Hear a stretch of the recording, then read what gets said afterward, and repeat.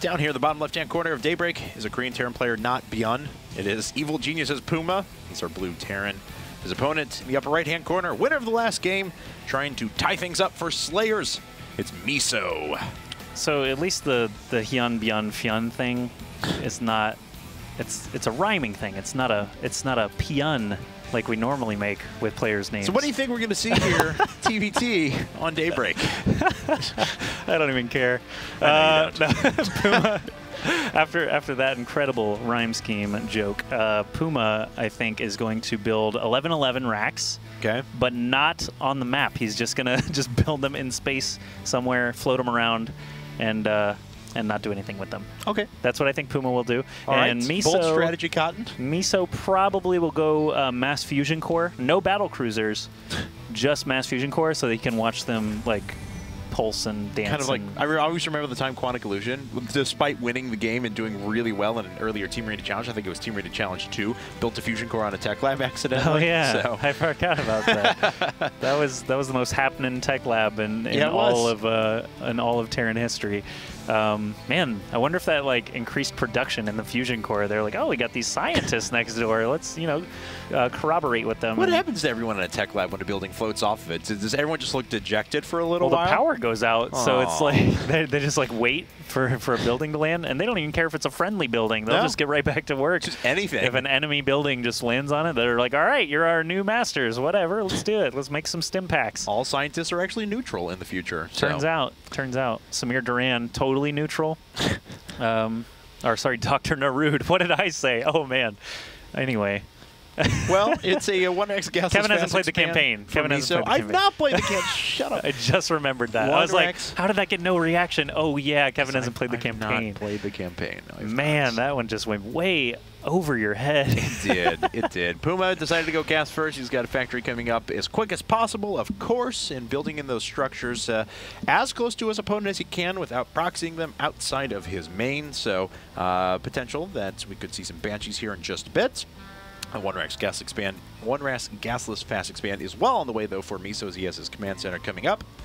Okay, so Samir Duran was in the Brood War campaign. Okay. And he was like a crazy, evil, like scary guy. Yeah. And that's why Vortex and Lucifron are so good, because they're descendants of him, because their last name is Duran, or Moreno Duran, I guess, something like that. Anyway, and then in the Heart of the Swarm, not Heart of the Swarm, Wings of Liberty campaign, there's a mysterious doctor introduced in the campaign named Dr. Narud, which is Duran backwards. So everyone's like, what is going on with this weird stuff? And he's the one trying to like do Zelnaga-y things. Okay. Yeah, so it's like, oh, what's going to happen with this weird Dr. Narud guy that just randomly appeared? But when Legacy of the Void comes out and there's a 3rd race added? Yeah. Or 4th race added? Yeah. So or that's my 5th, prediction. Perhaps even a 5th race. They're just going to skip 4, go straight to 5. They said, we did that in Warcraft 3. We don't need to do that again. This is awfully ballsy for me. So, okay, he's decided to go for a for 3 command centers. Same strategy actually we saw last time against Huck, believe it or not. But this is a totally different setting. He got in. He scouted that it was a gas first. He scouted the very early factory. He's got to anticipate that there are Banshees coming up. What he didn't see, though, as we can see his vision, his SUV got killed right here. Couldn't see the second gas. Luckily for him, there's no second gas there, but this could just as easily be a cloaked Banshee movement or something along those lines for Puma, and Miso would have no idea. Well, fortunately for Miso, there is no cloak because he's got a ton of Marines, which should be able to deal with the Banshee. Obviously, if you've played the Micro Master challenges or whatever that Blizzard made, you know that one Banshee can kill an infinite number of Marines. That's right. If you micro in circles. So against AI, that's the trick. But wow, these Hellions are actually doing quite a good job already of thinning out the Marine count, so the Banshee will have a much larger, much better opening to try and get some damage done once it arrives. That's all he wants, too. He just wants to be able to kill a couple of Marines, and he'll feel plenty safe. There are a few Marines that are already being queued up and sent. No, never mind, just being sent here in the middle so they can react to wherever that Banshee does end up popping up. And the Banshee is, of course, flying over to the left-hand side. All right, these are, wow, there's actually 4 Marines already prepared for Puma. He's not even going to start attacking as soon as he possibly can. He was queued a little bit far in, but he does manage to escape with only 14 health remaining. He could actually be brave enough to poke back in here. Miso should probably spread his Marines a little bit so that this opening doesn't present itself again. But one Marine Marine versus 1 Banshee doesn't really do great either. There's only 12 HP left, though. So Puma, while distracting with the Banshee, is going to move in with 2 Hellions and try to score 4 quick SCV kills. Gets a couple of them, and will actually snag 3, so made it worth it there, and he's going to be able to get out scot-free. Well done. So sneaky with the Hellion and Banshee harass, and the whole time this is going on, he's able to establish a second base, still building that command center, but soon it will be finished, and he can continue mining. What is the worker count actually looking like after killing those SCVs? It's dead even. Miso has 3 mules out, though. That's right. He has 3 orbital commands, so he'll be able to replenish that worker force so much easier than his opponent.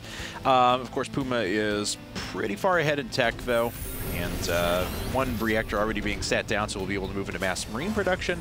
I guess a little bit. I guess this is actually kind of clever. He'll be able to build 1 air unit as he's constructing the reactor. Still, he'll have to start that air unit pretty quickly, otherwise that'll be for naught. He doesn't have any minerals, so he's not going to do that. He is just going to continue cranking out some bio. It looks like he is just going to go for super powerful Marines to get started with that +1 upgrade to weapons as soon as he can possibly get it. There's that single solitary medevac finally, so he is going to actually make use of that a little bit while the reactor is still building. Yeah, Miso, on the other hand, just a lot of barracks up to this point, still trying to make use of that 3rd orbital command. He has pulled ahead in SCVs as we expected, 39 to 35-ish. And there we go, the reactor's built. Excuse me, so we'll be able to swap these over as soon as that medevac is done, and could eventually start moving into his tank production pretty soon. Now, Puma is a little bit back in workers at this point, down by 8 because his 3rd command center is coming out so much slower. Nice job to get back in there with this Banshee, though, actually just on 20 hit points, 8 hit points, but Puma is being very efficient with that off to the side. Nice job to pick off a couple extra Marines. Yep, Puma keeps approaching the line but not going over it, so he is going to keep these Banshees alive, and these Hellions are the same ones from earlier on that did the nice harassment and poking and SCV killing, so Puma doing a good job keeping everything alive. I have the funny image when you talk about going over the line, like Bugs Bunny drawing the line in the sand, Looney Tunes situation. Puma's on the other side with Yosemite Sam guns, and yep, and keeps crossing it. Yeah, but he doesn't go over the cliff like Yosemite Sam does. Right. Yes. Well done.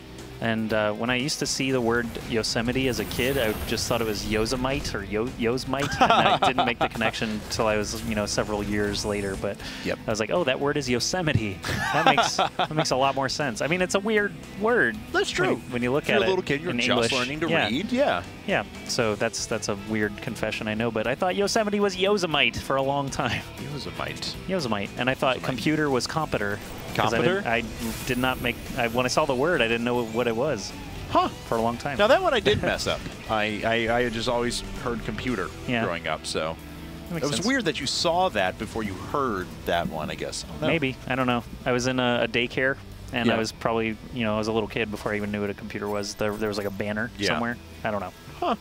Well, the more you know. That happens. +1 armor's coming up now for Puma. Of course, his upgrades are a little bit slower than his opponent. +1 is done for him, but 1-1 is already here for Puma, and he immediately jumps up and gets out of there. Fortunately for Puma, of course, Miso does not have stim at the moment. Puma already has all of his relevant upgrades in place and is starting to add on tanks as well, and he's done a good job of staying pretty close in terms of economy. Again, picking off a couple of additional workers, and looks like he'll even get this one that's building it has +1 armor, so it takes 3 hits.